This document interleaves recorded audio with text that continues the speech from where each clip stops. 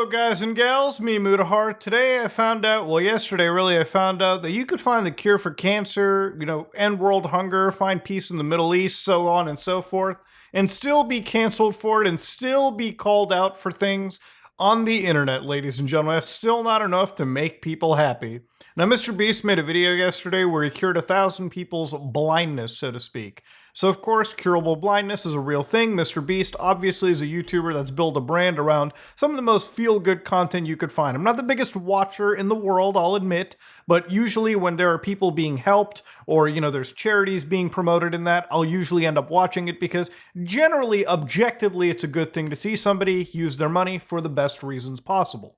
Now, of course, MrBeast is a YouTuber that has built effectively a brand of having a bunch of for-profit channels, a bunch of avenues to make money, and dumping it into its main channel, where he does in fact lose money, and we'll get to that a bit later, when it comes to doing these mega big giveaways. Obviously, the video yesterday cost a lot of money to do, and ultimately it did help 1,000 people finally see again. So I want to start this video off with a little bit of the criticism that I've been seeing sort of float around. I'm going to go on a scale of absolutely goddamn brain dead to where we get into like the intellectual debates, okay? Kind of like an iceberg. We're going to start from the very bottom where the feces are festering all the way up to the top where there's some actual genuine good things being said, okay? Some good points being raised, if you will. Now, of course, I wanted to start off the video with, is MrBeast the Antichrist? Yeah, ladies and gentlemen, we're at this point. Now, of course, one of the posts that I saw immediately after this came up, there is something so demonic about this, and I can't even articulate what this is. Again, implying that this guy might in fact be a little anti-Christy. The Antichrist uses a lot of charm to get your attention. Again, I'm just going to say for the record, if the Antichrist is curing the blindness of people around you, maybe we had the guy pegged the wrong way. I'm just saying. Maybe it's a whole forehead, the head on the forehead thing. Maybe the symbology is going like crazy. But again, if the Antichrist is actually curing people's illnesses and blindness, maybe we might have had the guy pegged the wrong way the whole time. Just saying, all right? Jesus Christ. Here, I got a Facebook tier meme for you, ladies and gentlemen. We've got PewDiePie as Satan, the second beast Arak, and then you've got the Antichrist as MrBeast. The Antichrist depicted in Revelations as 7 heads and 10 horns wearing crowns in the name of blasphemy. I've connected these 7 heads to the following: Jimmy, founder of the channel; Chris, best friend of the channel. This is an actual real, meme, all right? This is actually somebody's real, thoughtful analysis, okay? Again, if you thought maybe your life was going bad, you will never be as unhinged as what you're reading right here. Now, of course, is Jimmy the Antichrist? Absolutely not. Of course, one of the other points that was raised in the entire thing was, is Jimmy really doing this for himself or to grow his brand? He's not doing good things for good reasons. If he could make money off kicking puppies off bridges, he would. I think one of the best examples from an anime profile picture is, what are you doing to enact positive change besides being mad online? So, of course, one of the implications that MrBeast is doing this because he makes a crap ton of money off of it is one of the things that I wanted to really bring up. I was like, how is it mutually exclusive to want to make money, grow your brand, and also do the right thing at the right time? What I actually mean is, if you're going to try to do the right thing and trying to help as many people as you can, because at the end of the day, you're going to need money to help people, right? So, of course, Jimmy grows his brand. Jimmy grows the amount of subscribers that he has, where he's become one of the highest sub channels on the platform as far as personal channels go. I think he is just, in fact, basically the highest sub channel at this point. Obviously, you're going to make a lot of money at that point. You're going to grow your brand quite a fair bit. And by growing your brand, you're able to expand your brand deals and your sponsors around and get a lot of people to pool money into these various projects. It's how you're able to do bigger and bigger things. If you're not able to create content, if you're not able to create, generate revenues off of it, that revenue cannot be used to help further and further people. MrBeast is one of those rare examples where I think given somebody who's making the amount of money that he does, most people would probably take that money and reinvest it into businesses or just general investments that would help them and a very small amount of people. For Jimmy, as far as I've been able to talk to him and as far as I've been able to understand this character, he's basically just somebody that's pretty happy with having very little things in life and giving away as much money as he can. And I think that's a very altruistic goal to have, and very few people typically have those convictions, and very fewer people beyond that can actually follow those convictions through. So yeah, is the guy growing his brand by showcasing this for the world to see? Obviously. But in a lot of ways, that growth can then be reinvested into further projects that help more and more people. At the end of the day, the video that he made yesterday was objectively a good thing for the 1,000 people involved. Before then, 1,000 people were left blind, and after that video, 1,000 people could actually see and actually move on with their life. You're exploiting vulnerable people, and your audience is too young to understand why that is wrong. If I have kids, they will be allowed to watch rated R movies before they're allowed to watch MrBeast.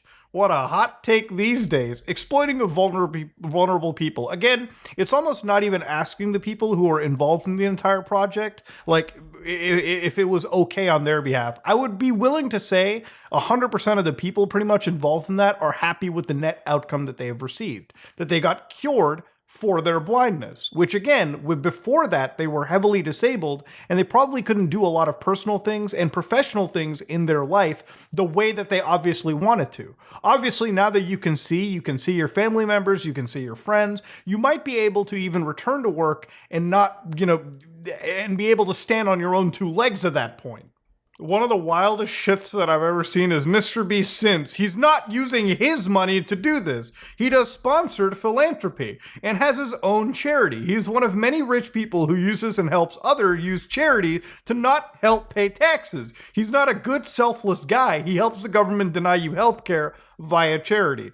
Again, I might have to ask you, where's your direct causal link between MrBeast and his charity actually lobbying for no healthcare for the average person for free? Again, pretty big causal link right there. The other big reality is, yeah, it might not be entirely his money, but it's his brand that allows money to be funneled in from various interested parties. Because at the end of the day, a lot of people want to promote their products. And if they can promote their products on one of these massively viewed videos that ultimately helps people at the end of the day objectively, where is the actual real harm in that? What MrBeast is doing is effectively pulling in the money that most people would probably take and just use on themselves to actually give back pretty heavily to the people involved. I think at the end of the day, Jimmy and the people involved over at MrBeast's company are people that understand business pretty well. While an average amount of these main videos actually lose money, according to around like 1 to 2 million on average, obviously the other ventures they have build enough money so they can always pull back into these charity things. Obviously, these charity videos are a big drive to their channel, and obviously all of it feeds back into one another. People are being helped from the profits generated and the revenue generated and the following generated from these videos, right? So it's always something that feeds back into one another, which is generally a business model that I can actually see as reasonably sustainable for this kind of actual philanthropic ventures. But of course, one of the questions raised out of this was like, why is it that a YouTuber is necessarily involved when the government should be more involved in doing this? And that's an absolutely valid point to raise. I think there's a lot of reasons. I think there's a lot of ways that people can make this point without directly like causing like an entire hate bandwagon against the one guy doing something objectively good. Obviously, is MrBeast using his money to promote himself? Yeah, for sure. Is MrBeast using other money generated to promote himself? Obviously. Is that money used objectively well? Yeah. At the end of the day, the net positive of this video is 1,000 people got to see. And another big positive should be people should be asking why a YouTuber even had to get involved for this to take place. Obviously, when you talk about the idea of healthcare, universal healthcare, it's a pretty political topic. I'm not too intelligent on covering the idea, but as you can imagine, being a Canadian, I have a bit of a bias myself.